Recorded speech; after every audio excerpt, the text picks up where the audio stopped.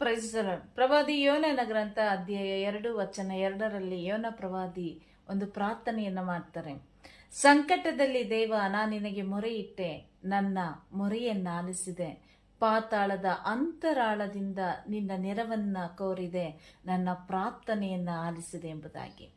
ಪ್ರಿಯರೇ, ಈ ಒಂದು ಕಾರ್ಯವನ್ನು ನೋಡುವಾಗ ಯೋನ ಪ್ರವಾದಿಯೇ ಇದ್ದಂಥ ಪರಿಸ್ಥಿತಿ, ಅವರು ಆ ಮೀನಿನ ಉದರದಲ್ಲಿ ಸಿಕ್ಕಿ ಹಾಕಿಕೊಂಡು ಆ ಒಂದು ಉಸಿರುಗಟ್ಟುವಂತ ಆ ಒಂದು ಸಂದರ್ಭದಲ್ಲಿ ದೇವರಿಗೆ ಮೊರೆ ಇಡ್ತಾರೆ. ಆಗ್ತಾ ಇಲ್ಲ ದೇವ, ನಾನು ಸತ್ತೋಗ್ಬಿಡ್ತೀನಿ, ನನ್ನ ಪ್ರಾರ್ಥನೆಯನ್ನು ಆಲಿಸು, ನನಗೆ ನೆರವನ್ನ ನೀಡು, ನನ್ನನ್ನು ಈ ಒಂದು ಇಕ್ಕಟ್ಟಿನಿಂದ ಬಿಡುಗಡೆಗೊಳಿಸು ಎಂಬುದಾಗಿ ಯೋನ ಪ್ರವಾದಿಯ ಮೊರೆಯನ್ನ ಆಲಿಸಿದಂತ ದೇವರು ಯೋನ ಪ್ರವಾದಿಗೆ ಬಿಡುಗಡೆಯನ್ನು ಅನುಗ್ರಹಿಸಿಕೊಟ್ರು, ಅವನನ್ನ ಸಂರಕ್ಷಣೆ ಮಾಡಿದ್ರು. ಅದೇ ರೀತಿಯಾಗಿ ಪ್ರಿಯರೇ, ನಾವು ಈ ಲೋಕದಲ್ಲಿ ಜೀವಿಸುವಾಗ ಅನೇಕ ಕಷ್ಟ, ವೇದನೆ, ನೋವು, ಇಕ್ಕಟ್ಟಿನ ಪರಿಸ್ಥಿತಿಗಳು, ಹೊರಬರಲಾಗದಂತ ಅವಸ್ಥೆಗಳು, ಸಾಲದ ಬಾಧೆಗಳು, ಈ ರೀತಿಯ ಎಲ್ಲ ಒಂದು ಪರಿಸ್ಥಿತಿಯಲ್ಲಿ ನಾವು ಸಿಕ್ಕಿ ಹಾಕಿಕೊಂಡಾಗ, ದೇವರಿಂದ ದೂರ ಹೋದಂತಹ ಸಂದರ್ಭಗಳಲ್ಲಿ ನಾವು ಇಂಥ ಅವಸ್ಥೆಗಳಲ್ಲಿ ಸಿಕ್ಕಿ ಹಾಕಿಕೊಂಡಾಗ, ಪಶ್ಚಾತ್ತಾಪದ ಹೃದಯದಿಂದ ಮತ್ತೆ ದೇವರ ನೆರವನ್ನ ಬೇಡುವಾಗ, ತನ್ನ ತಪ್ಪನ್ನ ಅರಿತುಕೊಂಡು ದೇವರನ್ನ ಸ್ಮರಿಸುವಾಗ, ಯೋನ ಪ್ರವಾದಿಯನ್ನ ಬಿಡುಗಡೆ ಮಾಡಿದಂತ ದೇವರು ನಮ್ಮ ಒಬ್ಬೊಬ್ಬರ ಪ್ರಾರ್ಥನೆಯನ್ನು ಆಲಿಸಿ